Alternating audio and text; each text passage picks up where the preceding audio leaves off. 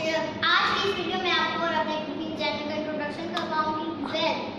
मैं हूँ फातिमा आसिफ और मैं 6th क्लास की स्टूडेंट हूँ। मैंने अपना कुकिंग चैनल बनाया है जिसका नाम है नूर फातिमा किचन। इंशाल्लाह मैं आपके लिए हर वीक मज़े की रेसिपीज और वीडियो बनाती रहूँगी जो आपको पसंद आएंगी।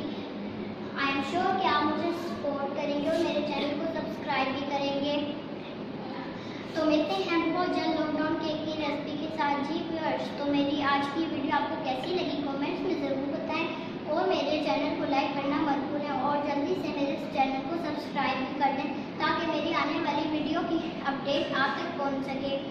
तब तक के लिए इजाज़त, टेक केयर, अल्लाह हाफिज़।